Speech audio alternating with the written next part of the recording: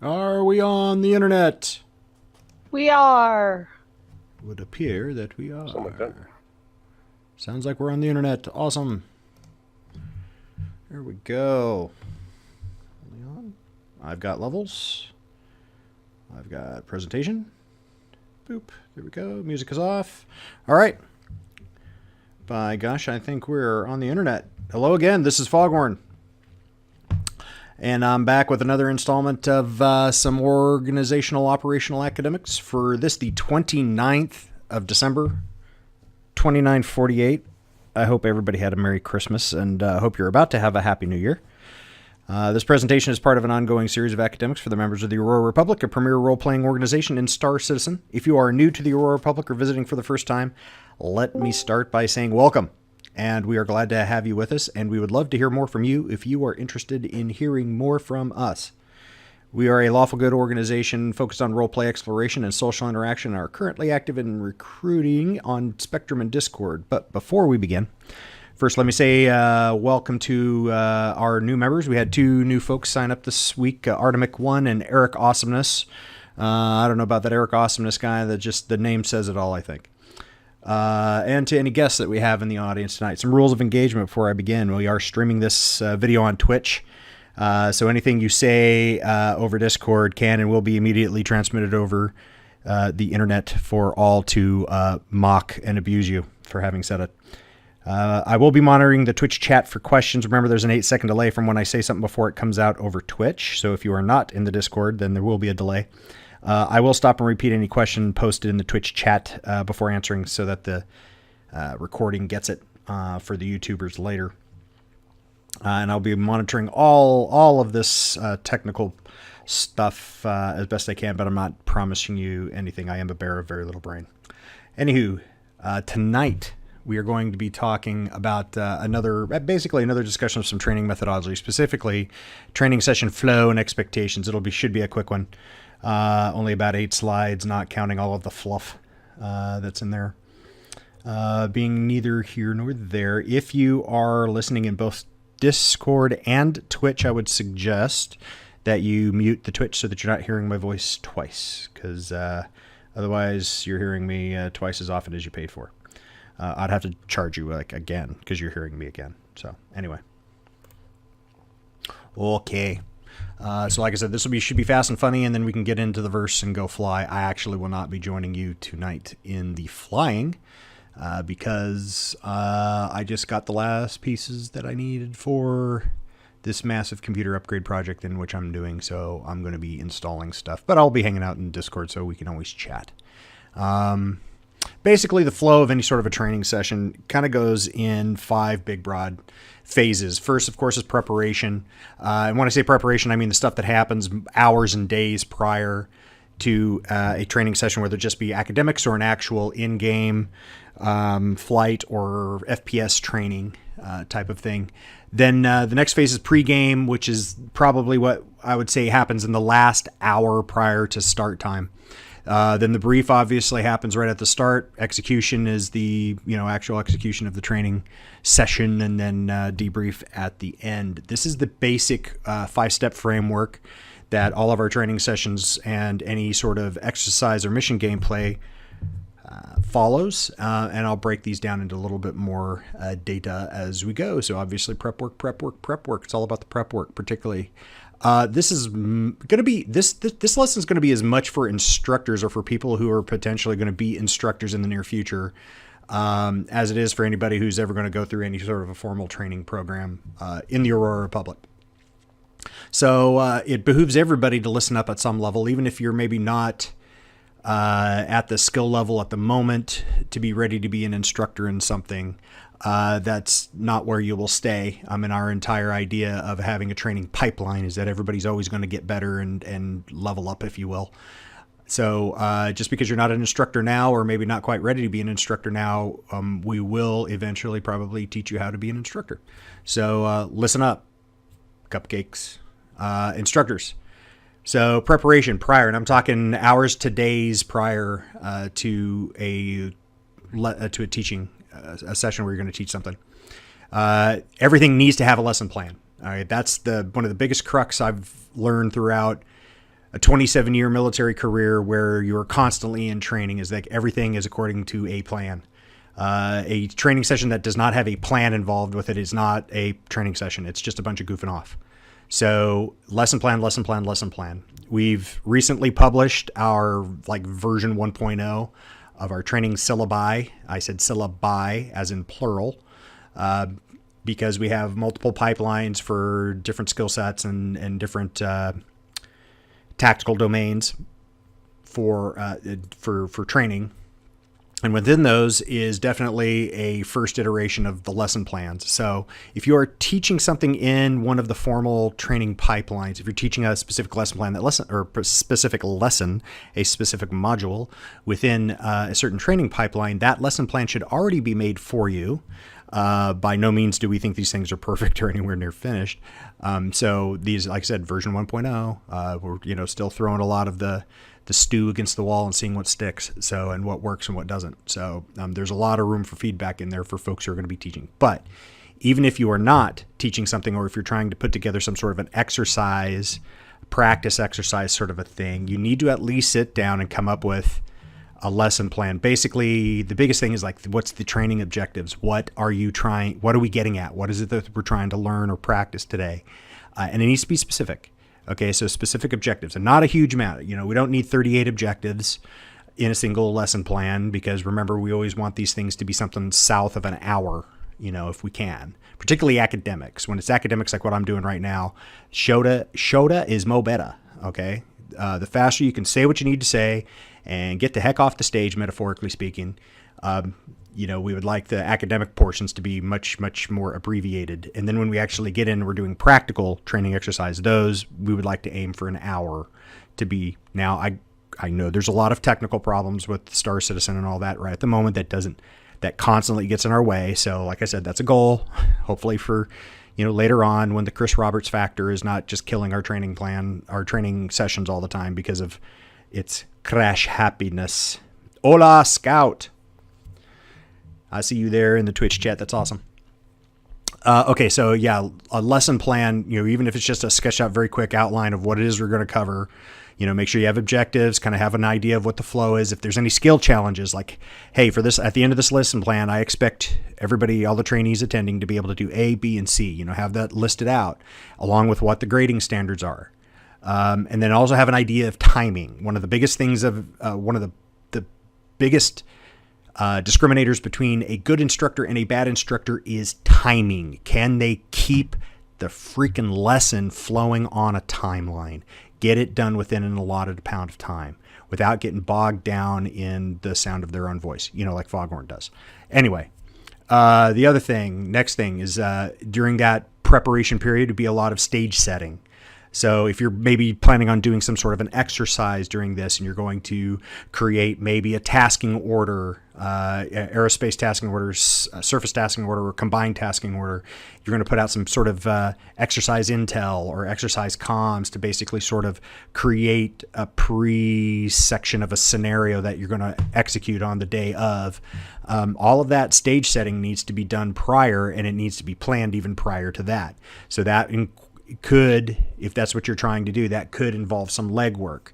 You're going to find out, if you haven't ever been an instructor or a teacher in anything before, you're going to find out that for every hour that a trainee spends with the instructor probably spends 3 to 4 hours in prep.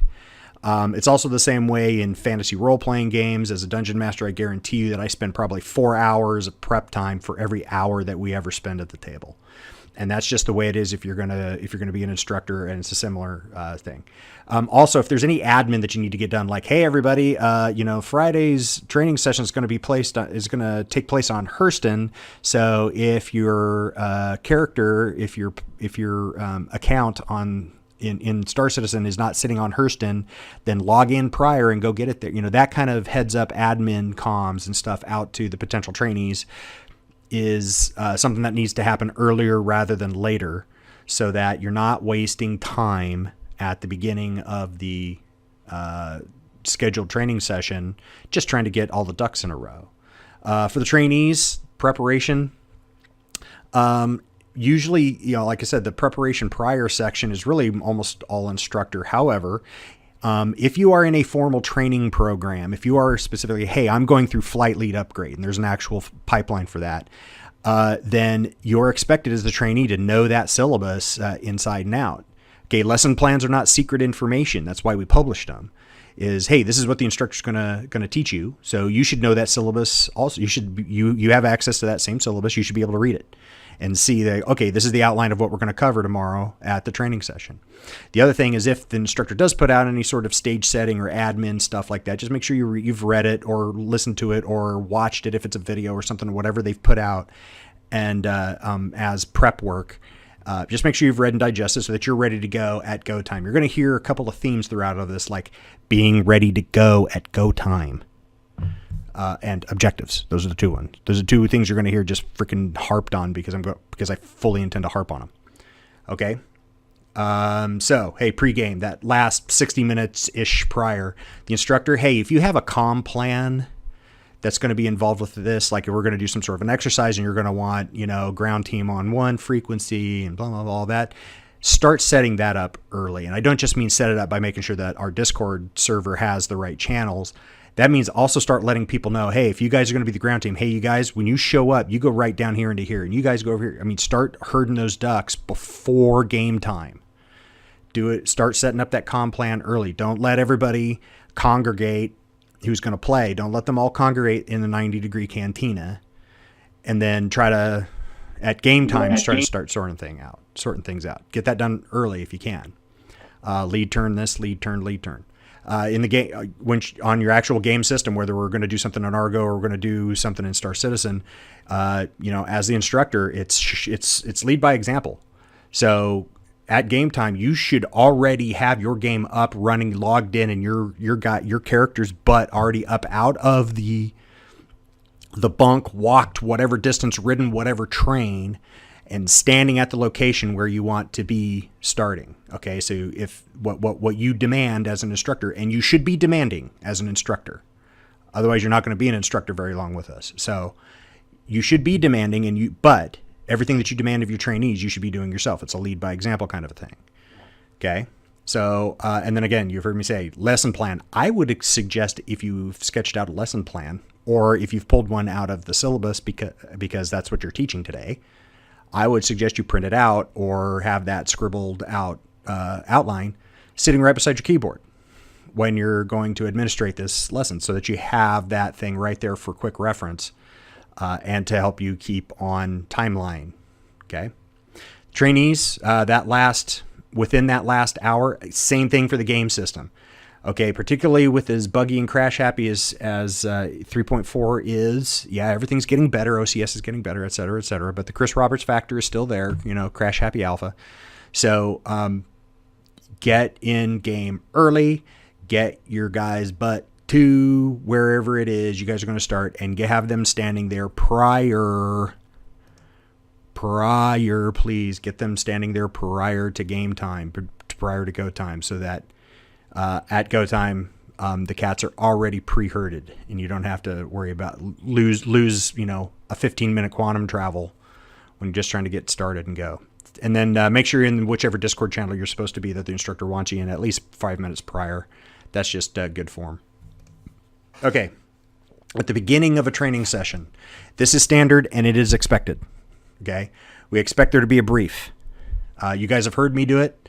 Now, exactly what entails inside that brief, that a lot of this is going to get refined as we get a little smarter over time as far as what's going to be capable in Star Citizen and all that sort of stuff.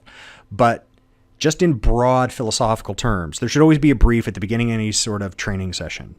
Okay, and the instructor at no kidding, at the second of go time, if it's supposed to be 7:30.00 PST, then at 7:30.00 your voice should be coming across Discord going, all right, good evening, ladies and gentlemen. Hey, this is me, blah blah blah. This is what we're gonna do tonight. Get up there and take charge, set the example. And you should always be at a minimum introducing the training objectives, and how we can do briefings and all that kind of stuff is a subject for a later date. But the fact that we have them, and that is an expectation for the trainees at go time. Shut up. Just, at go time, be aware of it. You're an adult. Shut the hell up. You're here to train. Okay, so when the instructor's ready starts talking, you shut up, you listen, and then during the briefing, you should be offered an opportunity to ask questions and ask clarifying questions as necessary. Okay, the background chatter and all that sort of stuff is very distracting, and it hurts everybody's training time. So let's be disciplined on ourselves. Okay, the execution of the training session itself, the instructors. I mean, that's your responsibility, is to teach that lesson plan to run that show. Okay, make sure you stay on timing as best as you can. Some people like to, ask people to hold questions to the end. Some people are very comfortable with just taking questions as they go, and both of those are perfectly valid instructor techniques. However, you need to control the timing and make sure that timeline so that you don't get bogged down and take too long and end up, what was intended to be a 45-minute academic session turns into an hour and a half. And then, of course, objectives. Everything in all of our training programs is all objective driven. Every time you go into a training session, you are training to a specific objective. What is the objective of what we're training today? What is it that we're trying to learn? What skill set is it? And then we're training to that. And the instructor is ultimately responsible of making sure that training session is always going that direction. Everything is reinforcing back to what those training objectives are. Okay, trainees, hey, when you're there to train, you are there to train. So practice as instructed and practice as realistically as possible. Keep the non-mission related, non-lesson related chatter to a minimum, and a minimum is 0.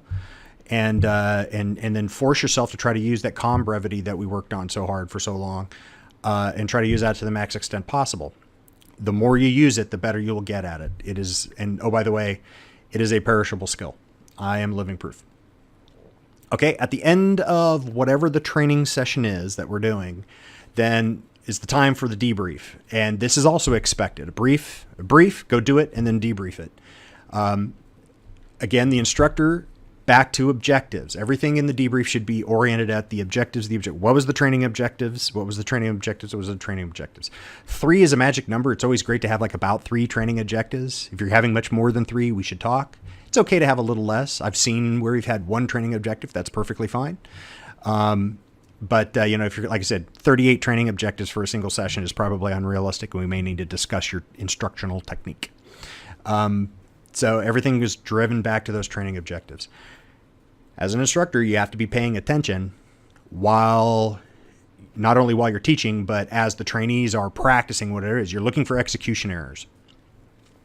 Why? Because the execution errors is where you draw your lessons learned, and those lessons learned will always be tied back to those training objectives again. So execution errors is what went wrong. Quite literally, it's just a simple description of what went wrong. The lessons learned are derived from those execution errors, and you can always tell a proper lesson learned because it's in the format of next time I will or next time I will not. They will always be formed. You can always form them in a sentence, and starting with those letters. Next time I will or next time I will not. Next time I will not leave the cap early to go chase that single Vandal scythe, and therefore let the other 3 Vandal glaives come in from behind and go kill the refueler that I was supposed to be protecting. That would be a lesson learned from an obvious execution error. Okay. At the end of a debrief, the instructor runs the debrief just like the instructor ran the brief. The instructor runs the debrief, but at the end, it is good etiquette, not to mention good training, to usually go once around the floor and make sure everybody's had a chance to speak and give their, what they saw happen during the training session, what they saw happen during the exercise, during the fight, on any of that kind of stuff. And when folks are bringing up maybe execution errors or lessons learned for themselves or for the group that maybe you didn't catch as an instructor, that is the time, just like you expected them to kind of keep their non-extraneous chatter down to a zilch while you were teaching. You need to show them the same respect. When somebody else is going, hey, this is what I saw during that, then even as an instructor, it's time to it's to put a sock in it. And sometimes that's hard for people when they've been talking all evening already. All right, I got a question here. Hold on. How do such simple statements without explanation demonstrate understanding? Surely one wants trainees to understand why there was an error and how to tackle that error, not simply a by-rote of, I did thing wrong. Okay?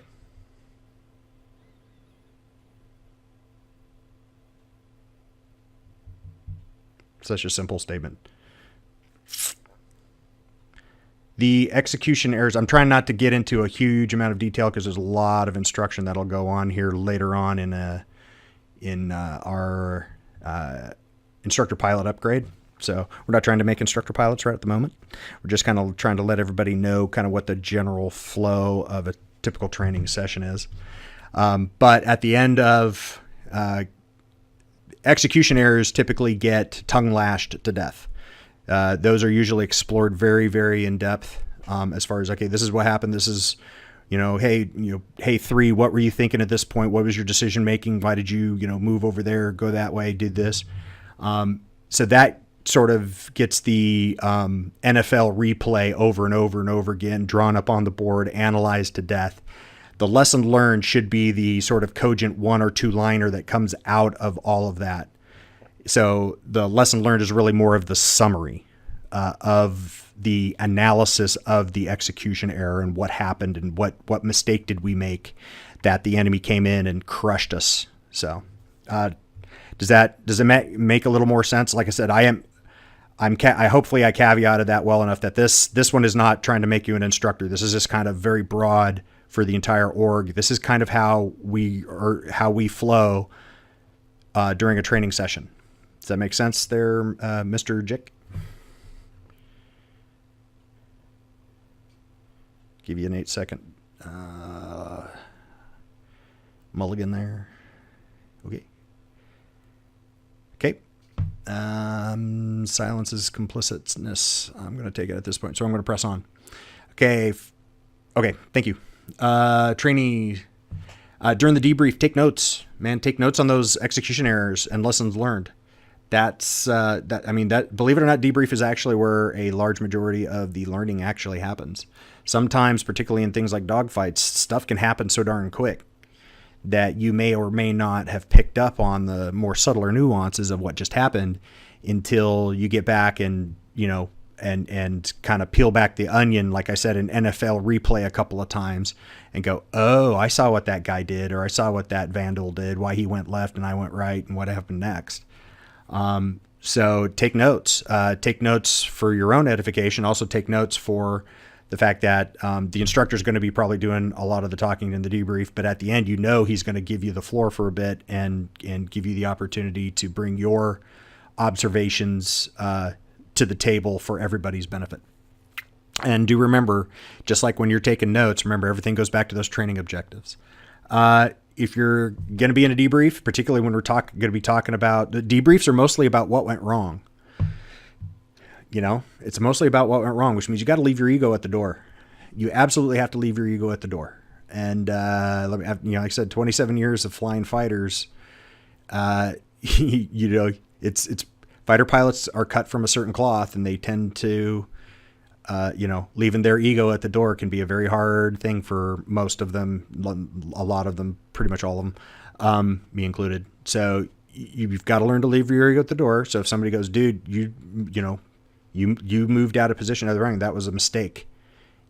The last thing you want to do is argue, because if they're bringing it up, then that's probably not the only person who saw it that way. So it's, you have to be able to go, okay, and take constructive criticism. Now I would like to use that word, constructive criticism. Okay. So, if instructor, anybody's going into a debrief and it's like, hey, nice shoes, you suck, nice shoes. Then I'm going to have a little talk with them about their instructional technique. But at the same time, if you're going in there, particularly in a formal training program, you're going to have to understand that you're probably not going to do it right the first time, which means that you're going to get some constructive criticism and maybe the opportunity to try it again. So, leave the ego at the door. Okay. Our whole org is oriented at treating each other with dignity and respect. So, like I said, constructive criticism. And when it's your turn, absolutely give constructive input back. Okay. I wouldn't necessarily think about quibbling, but if you see execution errors that the instructor didn't talk about or come up with a different lesson learned than the instructor talked about, then that would be definitely something that would be worth talking about. When it's your turn, when the instructor gives you your turn to speak, if you don't have anything constructive, then it is perfectly okay to say, yep, that's all I saw all the same. I have nothing new. And, pass the comm basketball on to the next guy so that we're not wasting people's time. Okay.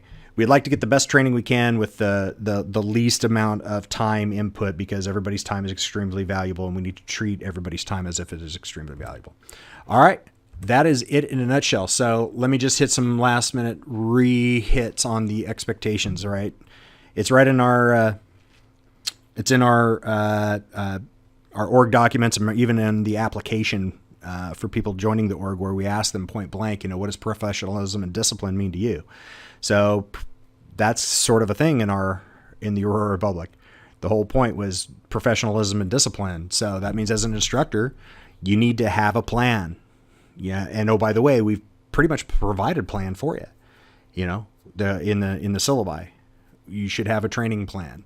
Be ready, and be ready on time. Take charge, set the example, stick to the timeline to debrief this stuff thoroughly. Trainees, same thing. Be ready, be on time. Participate attentively. Okay, notice we said trainees and not students. Okay, you need to look at it like this, not like a high school student, but more like, what college students used to be, where they were there because they wanted to be and they were paying to be there, and the instructor was going to give them good instruction. So, active participation, take notes, practice this stuff as realistically as possible. That's also on our org bumper sticker, just play Star Citizen with the training wheels off. So we're going to try to play it as realistically as the game will allow us to. Okay, disciplined communications, not only in the use of brevity code, but also in the self-discipline of choking off the chatter, the extraneous chatter. And then making sure that understand that a trainee is not just somebody who sits there and absorbs the information, but they're actively participating and giving constructive feedback as well. Hey, I saw something different. Maybe I'm a little off, but this is what I saw. What happened? Oh, really? As an instructor, oh crap, I didn't see that. What happened? Okay, so that everybody gets those same good lessons learned. And all right. So like I said, preparation, pregame, brief, execution, and debrief. There's your flow. Thank you very much for listening to me blabber for the last 28 minutes. Hopefully you found it useful. I might give it a second to see if there's any other questions. You can come up in Twitch chat, or you can come up in Discord if you just want to just ask me point blank. Yep. I'll give it a couple of 5 more seconds, maybe 4 more, maybe about 3 more, or just a couple more seconds, maybe just 1, but okay. That's good enough. So we'll call this good for the evening, and this wraps up this installment of Academics with Foghorn. Hope you found it interesting and helpful. If you have any questions I didn't answer, please feel free to contact me via email, Discord, Spectrum, the comments. You can send it a ship in a bottle. I may not get it. Throw it up into the wind. You can use war drums if you like. Smoke signals. I'm not very good at reading those either, but anyway, you can give me the question. I will answer it to the best of my ability and as quickly as I can. If you are part of the Aurora Republic membership and you haven't hit follow or subscribe on Twitch or YouTube, excuse me, respectively, then please hit those buttons immediately. Enable those notification icons so you can remain up to date whenever we stream or post new content. If you are a visitor to this channel, please feel free also to hit those follows and subscribes as appropriate. And because your feedback really does help us, and we're always striving to improve our content. You can find out more information about us at aurorarepublic.space, which is probably the coolest website domain ever. And then you can also find us on Spectrum at robertspaceindustriescom/org/Aurora because I like to pop the P's. And then if you're watching us on Twitch and YouTube, you already found us. So I'll see you next time. This is Foghorn signing off, wishing you a pleasant remainder of your morning, afternoon, or evening. Good evening, and thank you very much for watching.